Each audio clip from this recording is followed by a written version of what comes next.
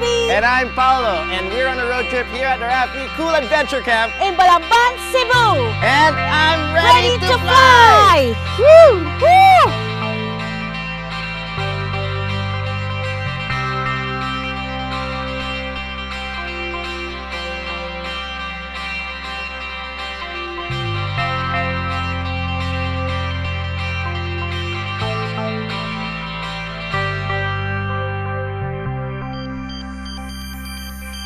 Cebu, the oldest city in the Philippines with its 167 surrounding islands and islets, holds a special place in my heart because of its continuous efforts to clean the air and the recent passage of the city ordinance that provides bike lanes in designated areas around the city. And being one of the most developed provinces in the country, Cebu has more and more groups working together to teach more people to care for the environment and plant more trees. One foundation committed to greening the Philippines resides right here in Cebu. And me and Paolo are about to help them spread their campaign. Ready, Pao? I'm so game.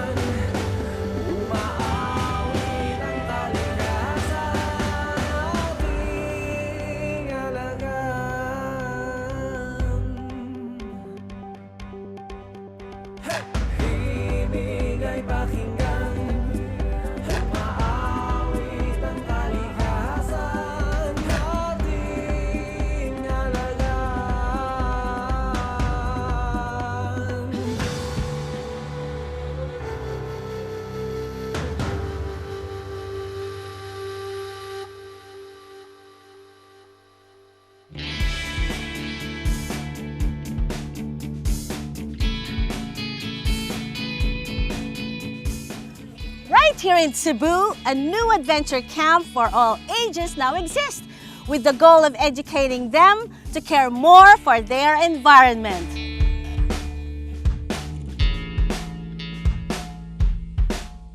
The Kool Adventure Camp is the first and only fully dedicated adventure education center here in the Philippines. Founded by Roberto Aboitis, this program is designed to empower our future eco-warriors.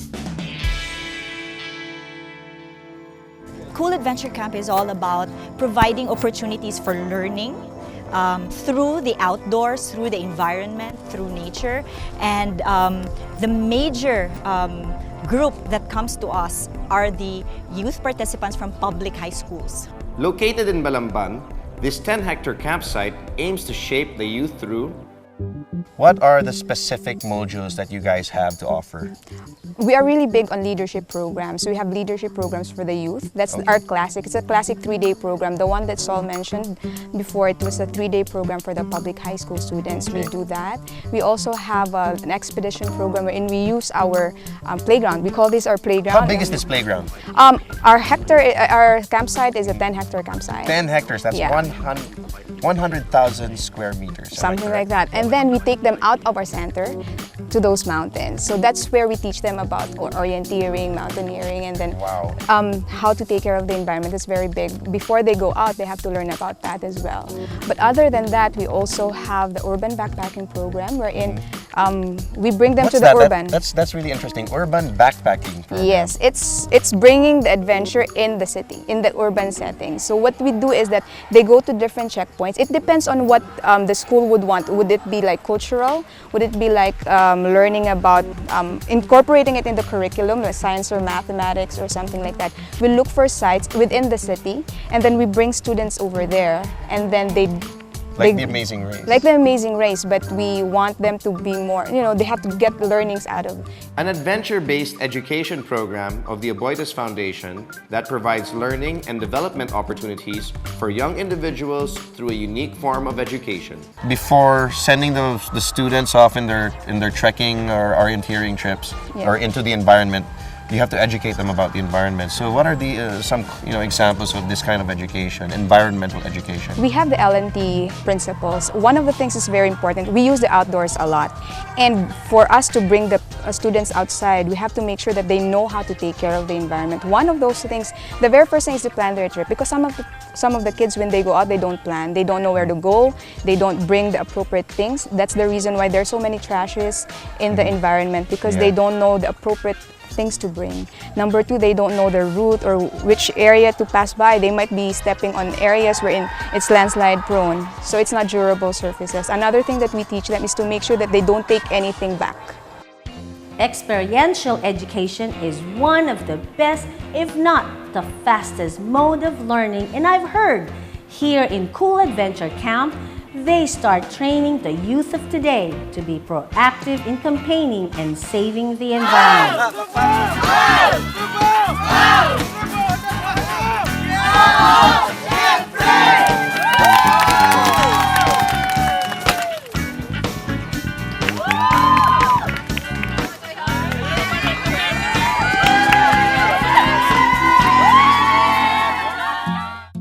When you built this place, what was the environmental impact like?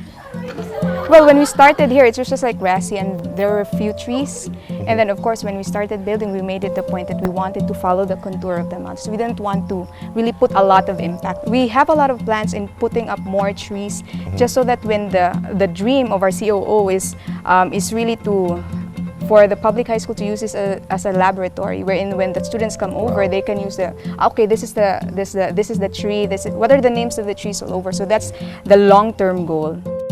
With its leadership programs specifically designed for the youth, the programs of Kool Adventure Camp is worth emulating, as the condition and survival of the environment where lies in the future of leaders of our country.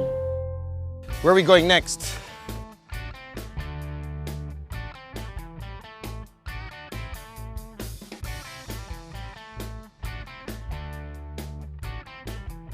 Tension a little, thank you.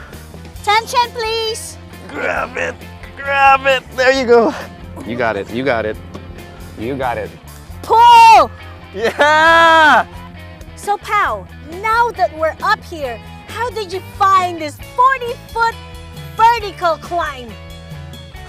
Nerve-wracking. Yes. The truth, the real truth. Yes, my knees are shaking right now, but I know that I'm safe because I'm harnessed up and the guys down there belaying us are gonna make sure we're okay, but I'm still scared. So I try not to look down and I just try to enjoy the wonderful view. Look at the view. So you mentioned you also cater to corporate clients. Who exactly can avail for your programs here?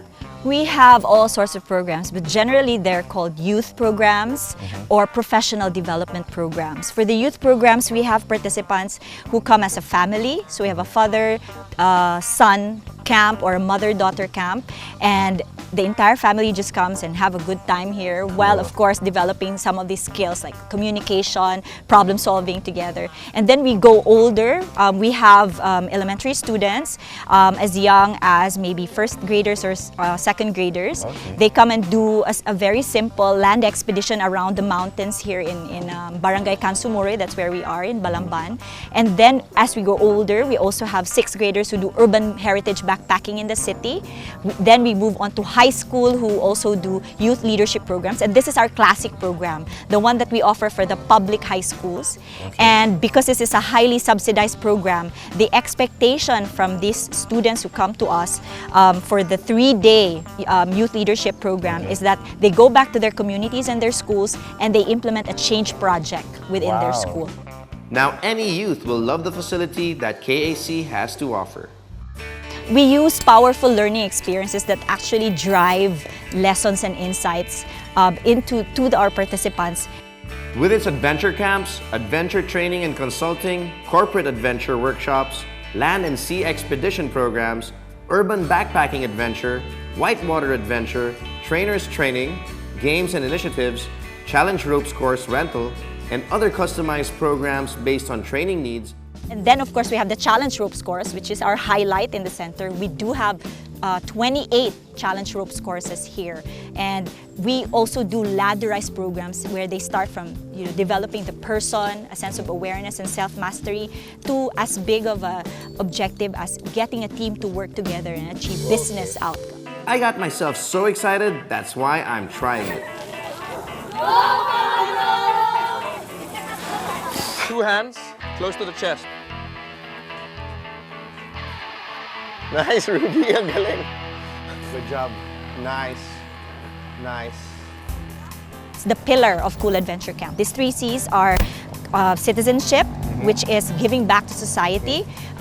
Competence is developing the person as they lead others and they lead themselves. And of course, we also talk about character, which is very important. Kool Adventure Camp offers the best adventure experience for the youth because not only do these children get to do it outdoor, they get to understand the beauty of nature and the importance of protecting their surroundings.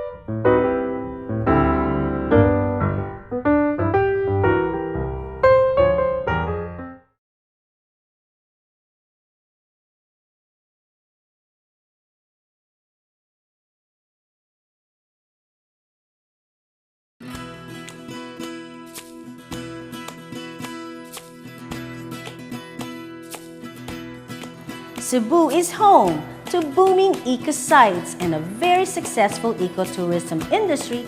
That is why they enjoy being the top 5 must-see destinations in the Philippines. It is only fitting that every resident of Cebu took it upon themselves to do something concrete to help protect their natural resources. One foundation is doing the initiative to campaign to everyone about the importance of being active in the conservation of the environment. The foundation is named after my grandfather, Ramon. And he was essentially, he started off as a very simple man, worked his way up. He had his challenges in business. He actually is the founder of our corporate vehicle that we have today.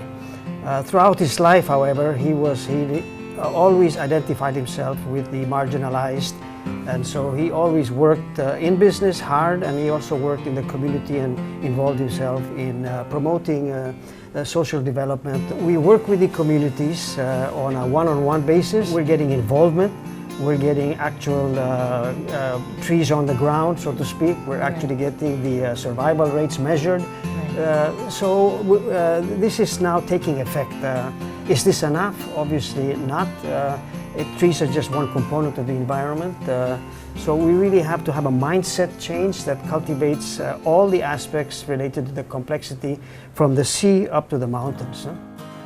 A non-stock, non-profit organization committed to reshaping the future, which includes initiating environmental programs for Cebu. We have moved away from just tree planting, specific imported trees like jamellinas and mahoganies and whatnot. Ones. And we have what we believe is a very important nursery where we have endemic trees. So we go out and search for the mother trees that are the best of the breed, so to speak, and now we're actually propagating this and making them available for either subdivision developments and communities, etc. RAFI seeks to empower the people by creating role models out of them like Tatay Ite Venjola from Dumaguete. Tatay Ite, you are one of the recipients of the highest award of RAFI, the foundation, which is the RAFI Triennial Award. Yes, ma'am. And then after that, you became a resource person or a consultant for RAFI. So how have you been supporting the foundation as far as their GREENIN program is concerned? Identifying the trees and teaching people like the way to plant the trees. That there would be a little bit mortality only. A big percentage of the trees planted would be seen growing. The success of RAFI GREENIN program is actually through education. Yes, not only in planting trees, That's but right. self-changing. A former kaingero or logger turned into eco-warrior who now protects the forest from illegal logging, poaching, and campaigns to people to plant trees and grow their own forest. Before planting it, I did not know or know more about native trees, and experiencing the trees growing I planted in my garden also, I learned that visitors like birds and bats and even wildcats used to feed on the trees that are already having its fruit. Tatay Ite proved that one can grow a forest. Greening for program 5 years from now with the help of RAFI is very successful because as of this time we are stepping up, we are not stepping going down. So you can see the trees they planted, it's a big percentage is growing. So 73%. yeah, That's yeah, a big number.